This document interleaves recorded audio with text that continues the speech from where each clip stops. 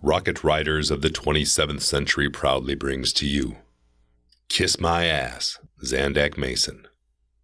Written by Michael Moreau. Read for you by Mark Roddy. When the Mudskipper's landing gear set down into the soft marshy soil of Belladrin, there was little worry by her two-man crew that they'd have to deal with any of the planet's inhabitants. Rain pelting down onto the transparent titanium of the cockpit windows confirmed radar data, as well as common knowledge of the world. Belladrin was a dark and stormy sphere shrouded in near-constant bands of precipitation. With only a few Gelsh mining camps as its only permanent settlements, Belladrin was a small and uncivilized rock that offered little of value. Well, except for the largely unexplored biosphere. But known space being as vast and full of unexplored worlds as it was, that was hardly remarkable. "Isn't this it, Cal?" B9 queried. He and the captain had disembarked and had been searching the undergrowth for 15 minutes or so at that point. Rannigan looked over at what his robotic companion was holding up in a specimen jar. "No, that's green and yellow, B9. He patted at the printout of their orders that were folded neatly and tucked into his left vest pocket. "Mason was very clear that the critters we're hunting are green and red." The Shirley Spacer then smiled. "We're going to need to have your optics looked at when we get back to Barrett's Hold?" "There is no need to become crass, Cal," B9 snapped back, the tinny quality of his voice still discernible despite speaking at a low volume barely above the level of a whisper. "Not getting crass, Tin Man. Just poking a little fun at you." B9's single blue eye imitated a blink, and he seemed to pause in thought for a moment. "Like when you questioned Captain Tarsik's parentage?" Cal ruffled his brow a bit and bit his bottom lip. "Yeah, something like that." B9's antenna twitched in thought for a second. "Well then," the robot replied in his default monotone fashion, "have I ever told you that your father is a spaz head and that your mother frequently engages in coitus with Krellic dung apes?" "Ha ha ha ha ha ha." Rannigan grimaced as B9 simulated a laugh, something that he'd only heard the bot try once or twice before. "Nice try, buddy. I mean, not really, but..." He patted the robot on his clanky metal shoulder. "Whatever." And with that, he smiled and shook his head. B9 let out a slight electronic sigh. "Perhaps it is your human optics that are inferior, Cal, for my imaging sensors have no trouble discerning red pigments embedded within the creature's yellow markings." His captain waved him off. Unceremoniously, B9 unscrewed the lid from the specimen jar. The creature trapped within it wasted no time unfolding a set of wings and taking flight. "See?" Cal pointed out with great sarcasm. "It's not supposed to fly, you goof." B9 mumbled something unintelligible in his sort of hummingbird metallic tone before extending his torchlight from the compartment in his left forearm where it stowed and continued to search the bushes alongside the captain. The two did so for several hours that night with no luck whatsoever. Mason had warned them that their quarry would not be so easy to capture lest they'd have gone after it himself. As per usual, Cal had assured his partner that it would be a piece of cake, though B9 never understood what confections had to do with mission logistics. Their first evening on Belladrin had achieved little more than nearly ruining Cal's favorite leather jacket and testing the limits of B9's 40-some-odd-year-old weather seals. After drying off, the two crewmates retired to the Mudskipper's common room to watch the latest Sandsball match between Cal's favorite team, the Tursus Titans, and B9's begrudgingly picked favorite, the Martian Marauders. Unfortunately, Belladrin's poor weather conditions made for a shoddy telenet connection, which only served to increase Cal's rate of alcohol consumption that evening. Once he had nodded off, B9 carefully plucked the bottle of Antarian whiskey from the captain's grasp and placed it back into its slot on the shelf before turning off the staticky vid screen. He then made his way over to the workbench where he tinkered for another hour or so before plugging into the ship's power and deactivating for the night. Their second day on Belladrin was hardly more remarkable than the first, save for a brief encounter with a couple of Gelsh townfolk who appeared to stumble across the Mudskipper's landing site. Under cover of a large gentoo tree, the natives had utterly insisted on sharing their packed lunches with Cal and B9, which were composed of a very bland-tasting flatbread and a sort of dip which reminded Rannigan of something akin to fermented potatoes. "Lucky for the bot he doesn't have any taste buds," Cal thought to himself during the meal, after which the two hunched little Gelsh parted ways with the spacers and waddled off back into the forest. The topic of their quarry had been brought up casually, but the miners had not been able to provide any details as to where they might find the creature, only that they had heard rumors of such an animal and that they believed it to be little more than hearsay. Undeterred, Cal and B9 returned to their search, again slogging through marshy jungle under the near-constant pelting of precipitation. Two things were quickly becoming apparent. First, that insect-like creatures were anything but scarce on Belladrin. Secondly, that the particular one they were searching for most certainly was. As night fell, B9 was perturbed to discover that his torchlight had succumbed to the elements and was no longer functioning. He uncoupled it from his chassis and set it atop one of the gear cases that were resting under the overhang of the mudskipper's saucer before retrieving a handheld unit from another. This time the search did not continue very long past dark, as Cal was frustrated and being tired of wet. "Heading in. Feel free to stop whenever you're tired," he called out. B9 nearly remarked that he, as a robot, did not ever feel tired, but then remembered that such superfluous statements only served to irritate his human associate. He joined his friend in turning in for the night shortly thereafter. Heavily diffused daylight was only just beginning to peek in through his cabin's window shutters when the captain felt a hand on his shoulder. "Wake up, Cal." It seemed as if there was urgency in the robot's tone. Yeah, what is it, bud?" Rannigan croaked out through dry lips and an even drier throat. "Hurry, I'm getting sick," he thought to himself. "Something rather odd has occurred?" "Uh-huh," the captain replied, eyes still mostly closed. "My torch. It is functioning again." "Oh, you fixed it," Cal half smiled. "Good for you, buddy." And with that, he rolled over and pulled the blanket up over his head. "Captain, I did not fix the device myself. I left it sitting atop a gear crate just outside the ship last night." "Then maybe it dried out," came the muffled response from under the covers. "Negative. 2 seals and 1 charge capacitor have been replaced. I have taken inventory and the 3 components for the repair are missing from crate 12. "The one we left out last night?" B9 could detect a bit of interest rising in the captain's voice. "Yes, not only was it left outdoors, but also open." Cal spun around and peeked out from under his thick blanket. "So what are you saying? That some Gelsh miners broke into our camp last night so they could fix your torch?" B9 tilted his head in thought, a single antenna lifted. "No, that is not what I am implying." "Look, I'm not saying I don't like suspense and all, but I have a feeling you're going to tell me you already know the answer to who did it, so why don't you just spit it out, buddy?" Again, B9 tilted his head in thought. His large blue eye blinked. Then, before he could ask the question, Rannigan blurted out, "I mean, just tell me what you know." "Ah, yes," was the mechanical man's reply. "You should come with me." Cal groaned loudly, then threw the covers off of himself.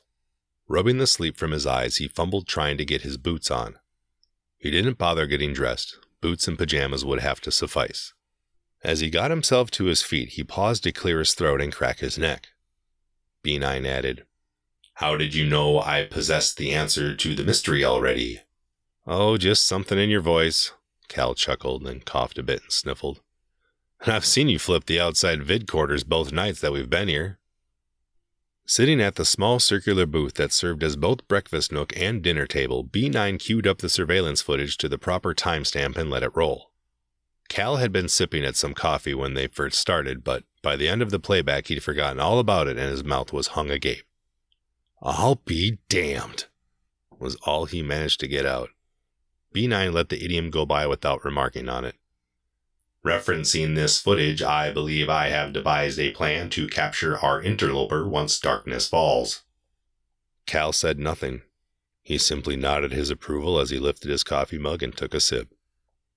The rest of the day was spent with busy work. A long overdue retune of the ship's EM field generator was tasked to the first officer, while the captain decided to finally get under the cockpit's main control panel and sort out the rat's nest of wiring that had resulted from years of on-the-fly bodge jobs. When the sun finally set, According to the clock anyway, on Belladrin things only ever went from pretty dark to terribly dark. The two brought out a few items they'd set aside during the day and placed them atop one of the gear crates, making sure to leave the other, the one with the repair parts inside, open. B9 was confident that the things they'd put out, items that were technological in nature but all broken in some form or another, would draw out their previous night's visitor.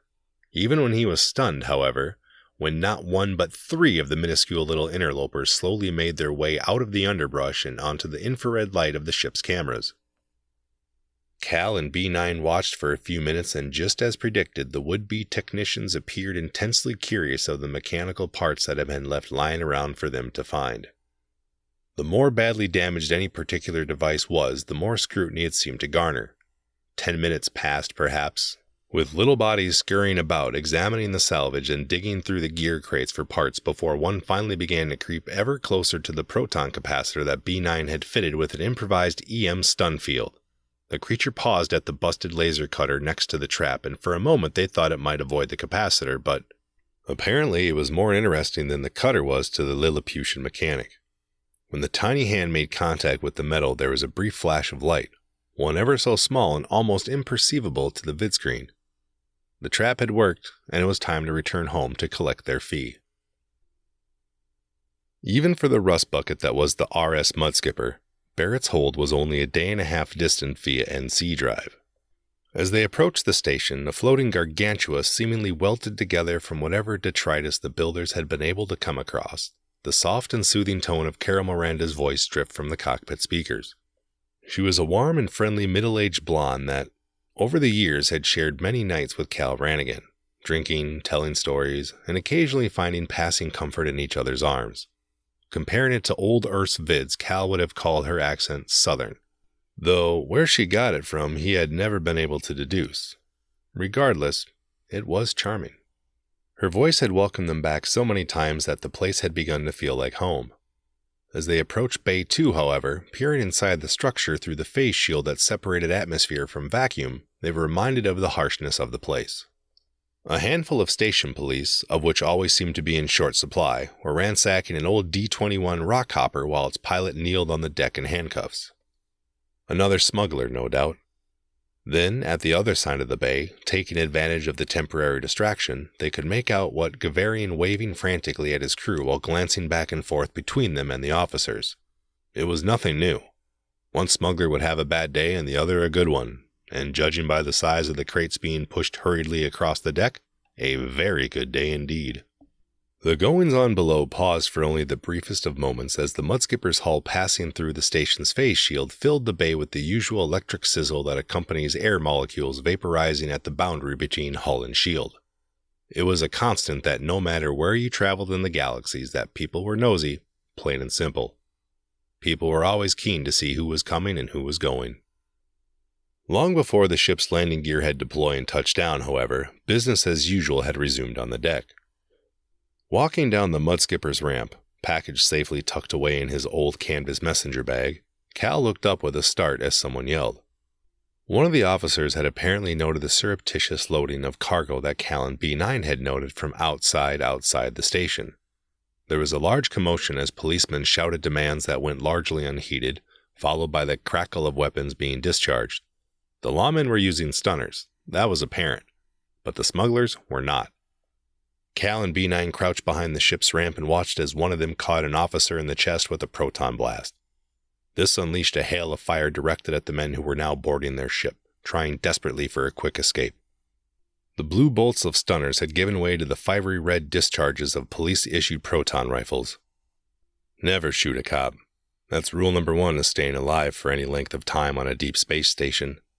Their fire struck one smuggler in the leg, causing him to fall behind. He cried out for the others to wait for him, but it was to no avail. Before the ramp had even fully retracted, the smuggler ship ignited her engines. Station Command had the ability to switch the phase shield into force shield if they so wished, which would prevent any ship from leaving, but even if there had been time to do so, it was unlikely that the call would have been made. Better to let a boat full of scumbags escape than to have them smash into a force shield and destroy the entire bay. Or worse, should their reactor breach in the process. No, Just as he knew it would, Cal watched as the old clunker blasted straight through the phase shield, meeting no resistance. Cal, B9, and the others within their field of view stood up from behind, hiding whatever they'd been using for cover. The smugglers were gone, and surely the one with the injured leg would submit to the authorities. The assumption turned out to be false. Clutching his injured limb and hobbling along, the lone criminal continued to fire unceasingly at the lawman. He was headed for the phase shield. "Code 23, Command, flip the shield!" One of the officers yelled into the telewave unit that was clipped to his shoulder. "Flip the damn shield!" It was too late. None of the officers were willing to take a shot to the head or body just to take down some space-mad jackhole bent on suicide. With an angry yell and a final volley of fire directed at the lawman and pretty much anyone else in his line of sight, the man threw himself through the phase shield and into hard vacuum. Cal shook his head and pointed to one of the cargo skiffs that hadn't made it into the fleeing ship. "I'm going to guess that whatever's in there would have warranted a punishment worse than death." B9 looked at the skiff, then back at Rannigan, said nothing. "It's good to be home, right?" Cal said in his most sarcastic tone he could muster. "Xandak!" Cal belted out as Mason and his men stepped off the lift. "Man, did you manage to get even uglier since I saw you, a week ago?" "Cal, I do not think that," B9 began to say softly, but was cut off by a stern look from his captain. "Not now, okay, buddy?" B9 complied and deactivated his voice synthesizer without any argument. The middle-aged merchant who just entered the barely lit corridor said nothing at all. He simply motioned for his men to check the area. Sub-level B was dank and dark, even by the hold standards, and was mostly used by Station Command to store antiquated equipment on the off chance that it would ever be needed for parts. Mason's men lifted sheets that were covering a few objects, then looked behind several of the crates that littered the area. "Getting a little paranoid in your old age, Xandak?" Cal remarked. One of the half-Zulian's gray antennae twitched a bit at the comment. His expression soured, and he strode over to Rannigan with his thumbs tucked into his belt. The man's prominent belly poked out from the long coat that he wore and made it easier for Cal to catch a glimpse of the Koenig's R4 phased plasma pistol he'd always known Mason to carry. It was a lovely piece, very hard to come by, sporting genuine wooden grips and a delicate gold inlay. Xandak noticed the glance. "Still eyeballing my R4 after all these years, eh, Cal?" he said with a heavy Zulian colonial accent and slow rhythmic cadence that was typical of his speech. He reached out and put his hand on Rannigan's shoulder. "Boy, you should know by now that thing's coming to the grave with me." And with that he seemed to relax, even let out a slight chuckle, then motioned for his men to be at ease. The two of them were dirty and their clothes were terribly shabby. One was Mercadian, the other Cal figured to be mostly Martian, though he couldn't identify the rest of the man's heritage at a glance. Cal had known Xandak since he was a boy. The middle-aged trader was tough and very little ever rattled him. Yet, standing there in the corridor or sub-level B, there was noticeable apprehension in his eyes. Justly so, Cal thought. He winced at the twinge of guilt he felt for what was about to happen. "You get what I asked you to get for me?" "Yeah, no problem." Cal winked, his eyes glancing again at the two men Mason had brought with him. What's with the lowlifes? It was not an insult. From their state of dress and emaciated appearance, it was clear that they were from the hold's lower decks, the same place that Xandak had scratched and clawed himself out of decades before. To date, he was the only lowlife Rannigan had ever met who'd made something of himself. Mason looked over at his men, then back at Cal. His fancily mustached lips pursed. The air was uncomfortably still and quiet, yet the sublevels received only minimum ventilation. Every rustle of clothing and every breath echoed uncomfortably in this place. "It would seem that Station Command has recently got some kind of stick lodged up their collective asses. Security's been tight as hell." He paused. "Especially since that incident in Bay 2 earlier this afternoon," Mason remarked, his golden eyes searching Cal's. "Can never be too careful, I guess." Rannigan tried to smile sincerely to break the unusual tension he was perceiving. The Zulian said nothing. He ran his tongue over his teeth as if cleaning them and continued glaring, waiting for an answer to his question. "Yeah, I got the thing you asked for," Cal finally snapped up and replied. "Good boy." Xandak extended his left hand and wagged his fingers in a come-hither motion. "Let me see it." Cal nodded at B9, who then promptly reached into the canvas bag that he had been given to hold a few minutes earlier. From it, he produced a transparent cylindrical container with metal caps at each end. Small, yellow-hued lights glowed gently from each cap and into the container, highlighting the lifeform held within it. "Very good." Xandak grinned and seemed to relax a bit. Cal hesitated in handing it over. Mason grimaced and stuck out his hand. "Well, can I have it?" he asked in a tone that dripped with sarcasm. Cal refused to break eye contact with Xandak. Somehow he hoped he could effect a change of heart in his old friend with nothing more than a stare. "Please don't take it, please don't take it," he kept repeating inside his head, wishing he could transmit the words themselves telepathically. Mason seemed aware there was something awry, as Cal detected a very slight shift in the trader's posture, one that would make it easier for him to draw his weapon. He hesitated for just one more second, then accommodated Mason by handing over the specimen jar. "This little bugger was a pain in the thrusters to find. The locals were no help either," Cal remarked, and then followed with, "I trust that my payment is in order." The Zulian brought the container up near his face so that he could examine the creature closely.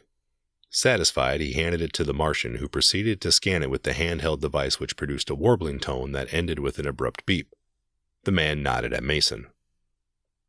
"My associates on Dondas have been after this little guy for some years now. Something about making medicine out of its poison glands or some bull like that." Cal knew Mason's associates on Dondas. They weren't doctors. They were arms dealers. "And your payment," Mason boomed heartily, then extended an arm toward the Mercadian, who promptly flipped open the case that he had been holding. 238 isogems. Just as promised, old friend." The Zulian's tone had changed to a warm and cordial one, but the posture of his antenna belied the fact that he was still a bit apprehensive. Brushing niggling moral dilemmas aside, Cal told B9 to take the case, which he did before tucking it away into the canvas messenger's bag. "Why, Xandak?" Cal thought to himself. "Why'd you do it? What could be worth it?" "Tarragon," he mumbled under his breath. "Excuse me?" Mason asked, his eyebrows raised questioningly. Cal closed his eyes and stuck his fingers into his ears a millisecond before the stun grenade went off. When he opened them again, Xandak and his man were reeling and trying to remain on their feet. Shouts went out for the men to put their hands into the air. Still partially blinded, Xandak sighed, closed his eyes, and lifted up his arms, but the two men he brought with him were not as clever. As FWSS agents burst through nearby access panels in full assault gear, the two reached for their sidearms but were cut down before their hands could touch metal. Forcefully, Mason was thrown against the bulkhead and his hands were mag-cuffed behind his back. "I'm sorry, Xandak," Cal cried out, B9 holding him back from running to his friend's side. "It's just wrong, and I couldn't let it slide." "I know," was all Cal could make out above the commotion, and he caught a quick glimpse of shame in Mason's eyes as he was shoved into the lift by the agents. The doors sealed quickly behind them and they were gone. "I'm sure that was not easy," B9 said flatly. Cal nodded. "Yeah, you could say that. I've known that man since I was 9 years old. He always watched out for me." B9 attempted to assess the situation. His past experiences led him to believe that his companion was in need of emotional support. He placed a metallic hand on Cal's shoulder. The captain sighed. "I just couldn't let this one slide. A man, even like me, has to have some morals." Cal walked over the container with the creature inside, which had been carefully placed atop a shipping crate by one of the FWSS men. They'd graciously agreed to let him bring the tiny little sentient back to his people as he'd requested, but was sure they'd be monitoring him to make sure he kept his promise. Cal picked the jar up and looked at the lifeform inside. At only about 12 centimeters, the bat-like creature with a partial insect-like carapace could easily fit into the palm of his hand. Had its life really been worth Xandak's? The answer was, of course, yes. Dealing in the trade of sentient lifeforms was a cardinal offense for any trader, service or otherwise. Cal could only wonder at what kind of debt Xandak had gotten himself into to sink to such a terrible low. What he held in his hand wasn't just a single bean. It was the first of many that might have been bartered as slaves or subjects of study, exploited for their natural abilities. One that could now instead be a messenger of goodwill. The species will be added to the official Intergalactic Registry of Sentience, and a group of properly trained diplomats will be assigned the task of first contact. That had been the line given to Rannigan and B9 by the Federated Worlds liaison they had contacted once they had realized their cargo was a sentient being. Animals with the natural mechanical skills were exceptionally rare, but not completely unheard of. Tapping out prime numbers on the side of a specimen jar, however, was a totally different thing. B9 flipped the switch that activated the interior lighting of the Mudskipper's galley. Cal bent down and placed the container that held the tiny little sentient onto the floor carefully. With the press of a button, the lid popped open and the creature was free. He wasted no time climbing out. "I gotta thank you again," Cal said to the being. "I had to see if my Xandak could go through with it. I never would have let him take you." "I was not afraid," came the voice of the Unitrans only a moment after it processed the creature's chirping sounds into something intelligible to the two spacers. "So what do you say we get you back to your people like I promised?" "That is appreciated, however, it is unnecessary." Cal looked up at B9, who shrugged in confusion. "You don't want to go home?" The small sentient emitted a series of high-pitched chirps that the Unitrans seemed incapable of processing. Quickly, both Cal and B9 became aware of a movement all around them. About a dozen or so small bodies stepped into view in rapid succession from a variety of nooks and crannies in the galley. The mechanical voice of the Unitrans continued. "When I told my people that I had agreed to come with you to your place among the stars, they asked to join me. You see, I am already back among my people." The small creature then attempted a smile, no doubt mimicking the expression he'd see Cal make several times. It came across more as a toothy, wide-mouthed grin. Cal smiled in return. He could see B9 out of the corner of his eye attempting to get a precise head count of the stowaways. "We like it here, and we are very handy with machinery," came the voice. "So what you're saying is—" "We would like to stay. If that would be agreeable, of course. It is much safer and much drier here, and many more things to do." "What do you think of that, B9? Cal chuckled, shaking his head in disbelief. "It looks like we're going to have our very own real-life gremlins aboard ship." B9 computed for a moment. "The term gremlin refers to mythical creatures that hide aboard vessels and purposely sabotage machinery. These beings prefer to fix things rather than break them. Would they not then be reverse gremlins?" "Something like that, I guess," Cal replied, then turned back to their guest. "You know what the Federated World Secret Service is expecting us to return you to Belladrin, right?" "Yes," the Unitrans responded, "but we would be willing to speak to them directly if necessary to relieve you of your obligation." Rannigan ruffled his brow in thought. "You guys promise not to make a mess, right?" he asked a moment later. The sentient's little head turned from side to side as he surveyed the galley. "Quite the contrary. I think we can make many improvements to the cleanliness of your ship." "I'll try not to take that as an insult," Cal grinned. "Good. What do I even call you?" The spacers watched as the little creature looked around before settling his gaze on the discarded top of a cola bottle that had missed the trash receptacle. He shuffled over to it and picked it up with the long, delicate fingers of his bat-like hands. "These markings," he indicated, the brand name printed on the white cap. "What do they read?" "It reads Thax," B9 answered. "It is a brand of sweetened carbonated beverage populated in the—" "Maybe something else, huh?" Cal interjected. "No," the voice replied. "I like that. You may call me Thax." Cal nearly protested, as the idea of having a gremlin named after a soda pop living on his ship just seemed absurd, but decided to pick his battles. As long as none of them tried to name themselves after condiments or athlete's foot spray, he'd just let them be. "Well, Thax," he smiled, It's very nice to meet you." And with that, he extended his hand to the little creature who, nearly dwarfed by the appendage, stared at it uncertain as to what he was expected of him.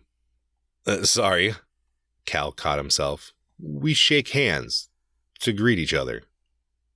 Thax extended his right hand and shook it in the air. This made Rannigan laugh, and Thax seemed confused by this reaction. "No," Cal replied. "Like this."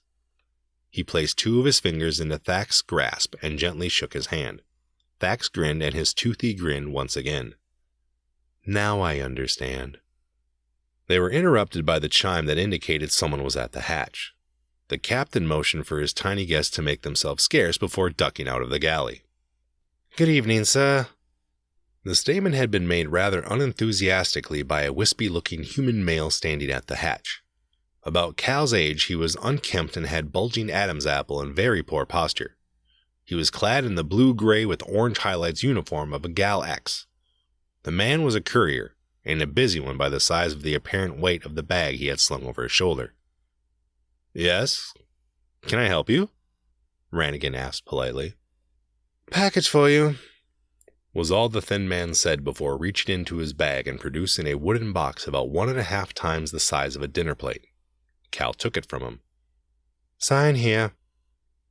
Captain Rannigan did as he was told, scribbling his name quickly onto the screen of the delivery man's info pad and then pressing his thumb into the confirmation scanner next to the signature box. The fellow then muttered some unintelligible parting words and then turned to leave. Walking back into the galley, Cal called to the gremlins that the coast was clear, and slowly but surely he began to see little heads peer out from behind a multitude of kitchen appliances and cabinets. "A package?" B9 queried. "Who is it from?" Ugh. Rannigan scoffed audibly as he read the card affixed to the outside of the box. "Xandak Mason. Would you believe that?" "That seems highly unlikely. When is the postmark?" the robot asked. Cal shook his head. "There isn't one." "Most suspicious." B9's antenna twitched furiously. "I advise against opening it. It could be a bomb." "Aw, you're not scared, are you, B9? Cal quipped. "Negative." "You sure?" he smiled. "I'm gonna open it." Rannigan played at partially lifting the lid several times before getting frustrated that his humor was being wasted on B9. "Spoil sport," he jabbed. B9's warnings had fallen on deaf ears, and not just the captains, for the multitude of tiny passengers the mudskipper now carried had also gathered close to see what was in the box. Rannigan found it a bit humorous, but also a bit unnerving, to have so many eyes fixed on him. The box was old, very old, and the wood had a fair share of dents and gashes on its surface. Not a very likely container for a bomb, he thought to himself. The box was hinged at the back and had a small indentation at the front to put one's finger under in order to lift the lid. He did so slowly and swore he could feel the gremlins closing in around him in curiosity. His eyes caught the sight of purple. It was purple velvet. Then he saw it. The box wasn't a shipping crate. It was a case.